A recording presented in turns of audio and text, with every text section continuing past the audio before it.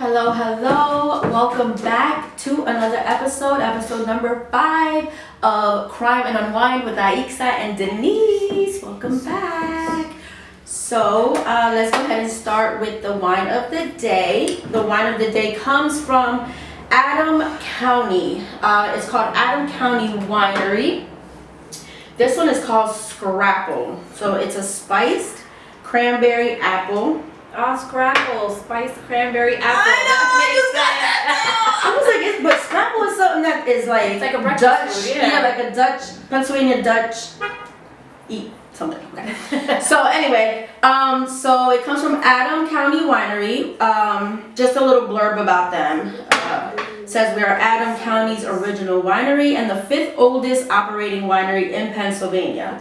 We believe in building authentic relationships and experiences through the sharing of knowledge and passion for what we do. So definitely want to see if they do some tastings, some tours. You know, they are located just 8 miles west of Gettysburg. It's surrounded by vineyards, orchards, and miles of beautiful countryside. So that sounds like our cup of tea. Yes, I'd like to go visit. So they do say, go and spend the afternoon relaxing, enjoying wine. Maybe sometimes they'll have some snacks, music, yard games, scenery, and more. And that is at their farm winery. However, if you can't make it out there, they do have online Gettysburg Wine Shop. Okay. It carries their full selection of wines. And it is, I guess that's a store because it's conveniently located in the heart of downtown Gettysburg. So they do have. Oh, you can go in and shop. Yeah. Nice. They do have a storefront. So let's go ahead and try it. Salud. Cheers. Is it good? That's different. Yeah. See, I like this. You see, I mean, of course I like it because, like I said, it's the wine I don't like, but it wouldn't be my your top. Yeah, and for me it would be. I can sit and have a plate of some steak, potatoes, maybe a little this on the side. It's pretty good. Yeah. Spiced cranberry apple, right? It's not bad. It's different. Very, very different, but it's good. So go ahead and make sure you go and check out Adams County Winery online. They actually do have a location in Gettysburg. Hit them up. Hey, I'd like to try their other ones. This is definitely a fall flavor. So right. So I was looking and I didn't see. I kind of wanted to do like the red. Yeah. Maybe like a dry red because I don't think we've done a dry red yet. So. But it seems like a lot of what I see now, and it could just be the season, or it could just be, I don't know. But it's a lot of like cranberries, raspberries, strawberries. Okay, a lot of fruity, but it is warming up, so that's when all the, the tropical flavors they come out. Absolutely, refreshing flavors. Absolutely, I'm excited for that. I know, me too. All right, so let's get into our crime here. So today we'll discuss Adam Leroy Lane, aka the Highway Killer. So they dubbed this man the Highway Killer because he was an over-the-road truck driver here, and he seemed to have chosen his victims near the highways that he did travel. So Adam Leroy Lane was born August 7th, 1964 in Jonesville, North Carolina. He dropped out of high school, but he later acquired a job as a truck driver. They say that he also worked as an occasional chicken plant worker, which also had him driving a lot of the time. So when talking to people who knew Adam, people that knew Adam described him as a woman hater, misogynist. He said they said he was also antisocial, argumentative, controlling, especially towards women. Again. So according to his ex-wife, so it looks like he was married before. His ex-wife, Miriam Benj, or is it Benji? I'm not sure. I don't know. She divorced Adam back in 1993. And they were married for 5 years. So she stated that he thought that women were beneath him, and that he could do whatever he wanted. She later testified in court or on trial that he did hit her one time that she she discussed, and that he was also abusive towards his mom. Which is nuts. I thought it was crazy. He would cuss at his mom. He would call her names and hit on her. It was crazy. Like, I don't understand. You can't help but to assume that she was like this elderly, you know, lady that couldn't defend herself. She's defenseless. Well, he was a big guy. I mean, super big. He was a big guy, 245 pounds. So even if she wasn't elderly, I'm pretty sure he overpowered her. Absolutely. There was a co-worker, Jimmy here, who seemed to have driven cross country for about a month with Adam back in the 90s. Now, Jimmy said that after that month, he refused to get back in the truck with Adam. So I don't know what happened there, but he said, no, I'm not working with this guy anymore. He's a loony bin. So there was talk and conversation about this movie that Adam was obsessed with. So this movie was called Hunting Humans. It was a 2002 horror film. It was about a serial killer who stalked his victims before killing them with a knife. Now, he killed them for no reason. So this movie was actually found in the truck and was part of the evidence found, and we'll talk about that later. But it's crazy. It's almost like he emulated and imitated, copycat. Yes, what he saw in this movie. So at the time of his crimes, Adam was actually married again. He was married and he lived with his wife and his 3 daughters. He had 3 girls in a trailer. So I wonder if he had kids. He might not have kids with his prior I think wife. we would have read that. Yeah, I think they would have stayed. I didn't read that anywhere. No, so the only ones that I did see were the 3 daughters that he had with his wife at the time. Yeah. So a little bit about where he would, his crimes would be during the summer of 2007 throughout the northeastern U.S. because that's where his routes would be. His first victim, 42-year-old Darlene Ewart, she lived in a suburban home in West Hanover Township in Harrisburg. On July 13, 2007, at about 2 a.m., Darlene was on her patio talking to a friend. Yeah. All of a sudden the friend hears this commotion and just like a lot of rummage in the background. Concerned, this friend became concerned. The friend and his wife would call 911. So it was enough, chaos in the background for them to be concerned and be like, okay, wait, what's happening? Especially when you hear all this at 2 a.m. Yeah. It can never be a good thing.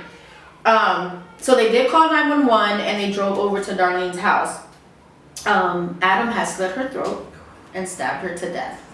And he did this while her family was in the house. So her whole family was there. She was outside by herself and he was able to do all this while the family was still inside. He was able to escape before the authorities arrived. The police showed up and guns were drawn to Darlene's husband, Todd. At this point, Todd was apprehended and was the main suspect in his wife's murder. I think I read somewhere that his son was handcuffed also. Now I don't know if they kept him.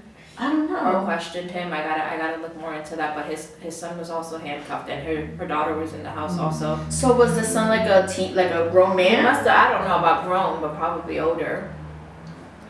Wow, that's crazy. Mm-hmm. That's crazy. So after Darlene, Adam's second victim, she actually survived his attack. So Adam seemed to have been around Pennsylvania area here. It looks like his second attack was on July 17th of 2007 in York County, Conewago Township. So Patricia Brooks, she was asleep on her couch when she was awoken by a man dressed in black and masked. Adam slit her neck, stabbed her in the shoulder with a large knife. Now he fled out of the rear door. It looks like it was unlocked. It looks like that's probably the same way that he came in. Yep.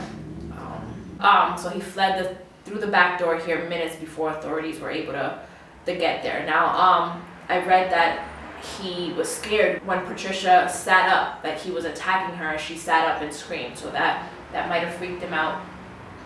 And he ran out the back door. So again, she survived his attack. This was in Pennsylvania. And there wasn't much information on her. There wasn't a lot, but he did get time for her. And let me see. His third victim, though, after Patricia, I guess he still wasn't done. He still wasn't He done. was on a mission. He made his way to New Jersey, Bloomsburg, New Jersey. So 38-year-old Monica Massaro. She ran a cleaning business and she lived by herself. She lived alone, and it looks like he attacked her while she was in the bathroom. She cut her throat. This seemed to be his MO. Cut her throat and stabbed her in the neck, in the head, and the chest. So Monica Massaro did not survive his attack. She did pass away. Definitely copycatting The movie. the movie. Yeah. Have you seen it? I have not. I want to see it. We should see it. We should see it because we want to. It'd be interesting to see the movie and be like, yo, like this is what the, you know what I mean. This is what he did. we might have to, we might have to have a movie date. Yeah. So yeah, so after victim number 3, he was not finished. Okay, my boy was on a mission. A day later, Adam stopped on I-495 in Chelmsford, Massachusetts. There, he broke into the McDonald's residence while masked and gloved up. He would attack a 15-year-old Shay, so their daughter, 15-year-old Shay. It was with a 15-inch hunting knife. Her parents, Jeannie and Kevin, were awakened at 4 o'clock in the morning because of, heard her struggling. Yeah. At that point, they would go into her room and they saw this big ass dude, over their daughter. So the first thing that they did was they subdued him. They took away the knife. The mom, Jeannie, took away the knife. She did suffer knife wounds in the midst of it though, because she grabbed it from the blade. She didn't grab it, but who really is like, oh god, let me grab it from the handle. Yeah. So and then the father, Kevin, held him in a headlock. Yep. So they had, shout out to him. And it's so funny because when I was reading about this, they said that the first thing he thought about was wrestling. So he did one of the wrestling moves because apparently he did wrestle. Yeah, apparently he did wrestle. So he kept, he kept Adam in a headlock until the authorities were able to come, and then he was finally apprehended on July 30th. So I'm pretty sure Adam wasn't expecting. Oh, absolutely not. Subdued by. Absolutely not. What was Jeannie? 130 pounds? 130 pounds, and this little. But it's funny because they say that when you kind of black out or you're in a fight or flight. Oh yeah. Absolutely. The adrenaline gives you that strength that you didn't even know you had. Exactly. Absolutely. And then finding someone attacking your daughter. Ooh, girl, yeah, we gonna be Superman. What? Yes. Yeah. Seriously. So because Adam had no priors in mass, police did put out a bulletin to all the other states for possibilities, for a hit. And they did get a hit from New Jersey. Okay. So that was Hunterdon County. Prosecutors did learn the circumstances surrounding Adam's arrest in Boston. They were very similar to Mazzaro's attack. In New Jersey. Yep. And like Shay, Mazzaro lived near the interstate, about a mile away from the truck stop in Bloomsburg. Wow. Yeah. So New Jersey police here on August 2nd, they did conduct a search warrant on Adam's truck, but because Massachusetts police had no other links initially, they allowed the owner of Adam's tractor trailer to actually come pick up his truck. And it turns out that the owner did clean out the truck. I guess he was getting it ready or prepared for his next driver. He needed to make his money. And threw all of Adam's things in a dumpster. So when the police found out, they were like, oh man, how are we going to collect evidence? They did make it to the dumpster, they found it, and they made it on time. So they got there before trash day, they got there before it was emptied, and they were able to collect a lot of evidence. That's crazy. Yes. Can you imagine what would have happened if that, Do you think they would have had enough evidence to convict him without his stuff? That would have been insane because, they were able to find the DVD, that movie, that Hunting Humans movie. They found hunting knives, they found clothes, they found star knives, like the little. This was all in the truck, right? Yes, ski masks, chokers, like the handmade strangulation the neck choke, that he would use to strangle. So had they not found all of this, what would have been like? It would have been hard because a lot of this evidence held the DNA. So the New Jersey State Police, they later recovered Macero's DNA from the knives, Yeah. as well as Yeah. DNA from Darlene Ewald. So they used that. So that DNA from Darlene Ewald, that was what was able to. It's to get her essential. husband off. Absolutely. Remember, they had her husband apprehended initially for her murder. So because throughout this whole time, he's still apprehended. Yeah. So. They were able to find her DNA on one of these knives here, and were able to, of course, clear her husband's name because he didn't do it. Obviously, it was Adam. They had that evidence. So imagine they had not found crazy. That's crazy. Like, so you're saying that an innocent man could have done time for a murder that he did not commit, the murder of his wife. At that, yeah. Had they not been able to recover all this evidence. Yep. Possibly. I mean, I don't know. Hopefully they would have been able to build a strong enough case, but who knows? Yeah. Who knows? So now that they had him apprehended, it's time for them to do this, interview with Lane. They kind of didn't like go head on with him, you know what I mean? Like attacking him or asking him crazy questions, just because like they kind of wanted to ease into the interview, build a rapport. Yeah, I see them try to do. Yeah. Like a day your friend, So tell me about your life, tell me about your time in New Jersey, but they did not ask about Mazzaro or the murder itself. Okay, they interviewed Adam for about a good 75 minutes. I think at that point he kind of was like, all right, ask me what you want to ask. Yeah, just tell me what it is that you're trying to tell me. Yeah. You know what I mean? But when they did ask him straight up, he denied it. And then at that point, Adam was like, all right, I'm done with the interview. He was done. So after about an hour later, Adam did ask for the detectives to return. And at that point, he kind of said, I'm about to do something very stupid. He admitted that he had parked at the truck stop, went into town, dressed in black and armed with a knife and on the prowl for unlocked homes. So I guess his motive, in his own words, was that he needed money. He had no money. He had nothing. And then he finished up with, now I've lost my family. Now I read while he was saying that he went on the prowl here for unlocked homes, I read that he was on the prowl for hours. For like 5 hours, and he tried to get into at least 3 other homes before he got into Mazzaro's home. Yep.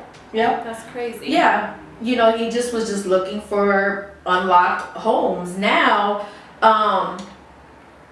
with Mazzaro, he said that he wanted to make it seem like if it was this crazy sex crime, because they asked him, they said, did you sexually assault these people? He said no, he wasn't out for sexual joys. That he loves his wife very much, and I'm not out for sexual joys is what he said. So in his version, he was just doing this because, he needed the money. He was going in, rummaging through, rooms and cars and stuff like that before he got to Mazzaro. But let me read to you his little thing about what had happened. Once he went into Mazzaro's bedroom. He says, she screamed. I tried to put my hand over her to get her to be quiet. She bit my hand.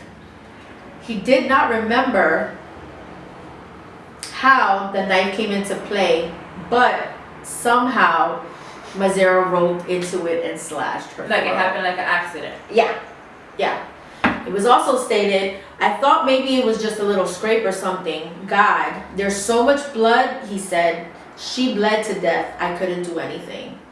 So even after all of this, he was still trying to make excuses as to how it accidentally happened. How he was just there, not with the motive to kill, but with the motive of just kind of like, robbing her or whatever the case may be. They took movies that I had in the truck and made it seem like I was the worst mass murderer you ever seen in your life.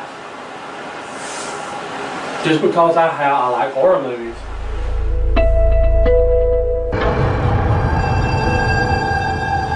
This is going to kill my family. She sat straight up and got out of bed when she seen me and started screaming, and I tried to get her to be quiet. I had the knife, it was on the bed. It's about that long, and she rolled against it and cut right here, best I could tell. And I'm no medic. It cut this jugular vein right here. How far across? Well, right here. between the legs, on his stomach. Did you have any sexual attraction during any of this? No. Did you, Look, I love my Did wife. you- I love my wife very much. I ain't out for sexual choice. what happened next then? She bled to death. I couldn't do nothing about it. It didn't take very long. About how long? Less than 60 seconds. So, police departments across the country and the FBI continue to try to match Adam with other unsolved homicides because these are where his routes was at the last 2 decades that he was driving. He drove as far as northeast Massachusetts, as far west as California, and as far south as Florida. But so far, the main component, which is the DNA, has not turned up according to authorities. Okay. Wow. Yeah. That's crazy. I mean, he confessed to one. Do you think he'll confess to others? I don't know. If he hasn't already. I have no idea. I don't know. I thought it was interesting, and I thought it was actually really dope how throughout the trials the families seemed to support each other. Like they showed up for each other. Yeah. So the families of Lane's victims, it looks like they made it a point to be there for one another because they. That's how I like this wine. You do like it because usually I be sipping. You know what? I'm sorry. This is what we do. Okay. So you know why I like it a lot? Because it tastes like the wood. You know the bins or what's it called? That they're The barrels. Yes. You like that? Oh but my you god. like, you like that cinnamon and the spice Yeah. and the Yeah. You like that. Yeah, this is really I can good. see why you like it. It's not bad. Okay, sorry, we Back got to distracted. sorry. So yes, so the family showed up for one another here during the trial. So the McDonald's, they showed up and were at Macero's trial. The McDonald's and the Macero's, they attended Yeah. the Ewald's trial. I even heard and saw that, you know, Darlene Ewald's daughter, she still keeps in touch with Jeannie McDonough, going as far as calling her a second mom. So after she lost her mom, Darlene Ewald, I guess Jeannie felt a connection. yeah, you know, like she needed to protect her and be there for her. You know, she almost lost her daughter, and you know, she wanted to make sure she was there and she didn't To feel support, alone. They had yeah. something in common, so you know, they still kept in touch, and I thought that was super dope. Yeah. And you know how they were able to, although you know it was a tragedy that they all had in common, they were able to Come to be together. there, yes. Yeah, absolutely. So as far as the sentencing goes, New Jersey sentenced Adam to 50 years for the murder of Monica Macero. He received 10 to 20 for the attempted murder of Patricia Brooks, and 48 to life for the murder of Darlene Ewald, and 25 to 30 for the attempted murder of Shay McDonald. So my guy's not going nowhere. He's in prison for the long haul, cause yeah. So as I it mean, should be. I think this case was kind of interesting because I know that I have read before where the perfect criminals would be truck drivers. I've read that too. They have access to so many locations, and then the scariest part are the truck stops. Like, them things are scary. I've heard there's been plenty of movies surrounding Yes. truck drivers and truck stops. Yeah. So, all right. So I think that's it for today. Thank you again for joining us here, episode 5 of Crime and Unwind. Bye. See ya.